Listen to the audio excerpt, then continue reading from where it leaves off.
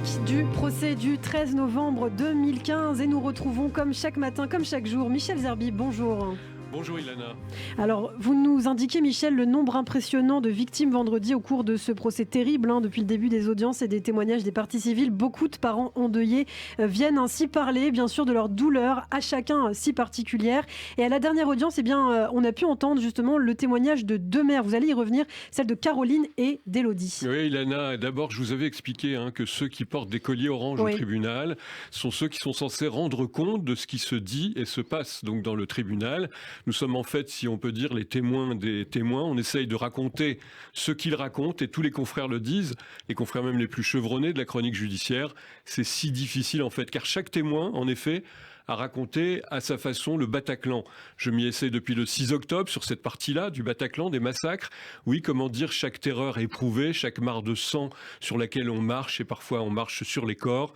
Comment dire le bruit des rafales, des râles des agonisants, l'odeur du fer, de la poudre et du sang qui émanent des chairs meurtries, retransmettre les derniers regards échangés, les pensées que l'on pense les dernières. Pour tous les rescapés, les miraculés, dire la sensation d'une mort certaine, qu'on veut la moins violente et douloureuse possible, évoquer leur courage et parfois leur lâcheté, leur vie d'être encore en vie, leur peur d'être encore en vie, mais aussi leur désespoir et ce sentiment de culpabilité que je vous ai souvent en arrêt d'être en vie pour transmettre cette part de témoignage pour que l'on sache, mais toujours proclamer son humanité. Alors il faut évoquer ce chiffre 100 Michel, déjà 100 témoins qui sont venus à la barre, il y en aura encore 130 cette semaine je crois, et c'est le témoignage, donc je le disais, de deux mères éplorées et désenfantées qui vous a beaucoup marqué. Absolument, désenfantée. Une de ces mamans endeuillées va inventer ce néologisme pour dire au plus près sa souffrance.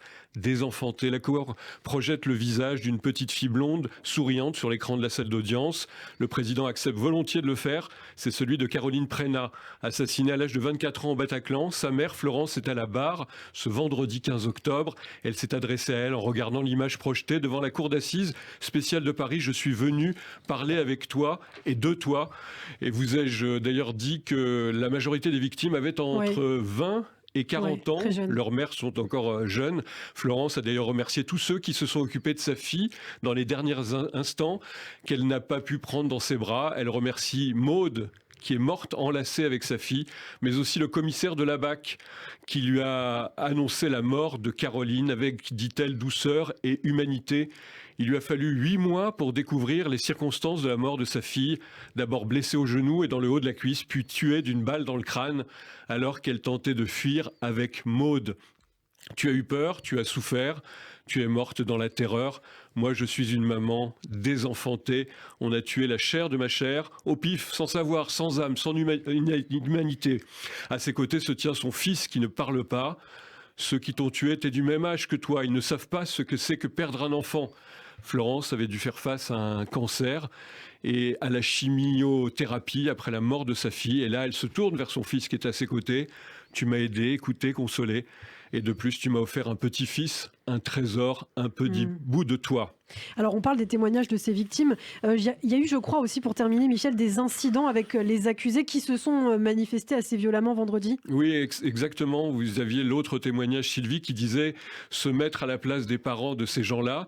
Elle l'a fait un peu naïvement, mais avec beaucoup de cœur. Je me dis souvent qu'ils doivent être malheureux de ne pas comprendre pourquoi leur enfant en est arrivé là. Et oui, il y a eu des incidents, Ilana, qui ont commencé alors que témoignaient à la barre les rescapés étrangers. Mohamed Abrini, qui est très impliqué dans cette affaire, a éructé. Avec ces gendarmes, avec cette équipe d'handicapés, c'est tous les jours des problèmes. Le président de la Cour a consenti à lui donner la parole. Abrini voulait discuter avec son pote, je cite, Abdeslam. Le président lui redit l'interdiction de communiquer.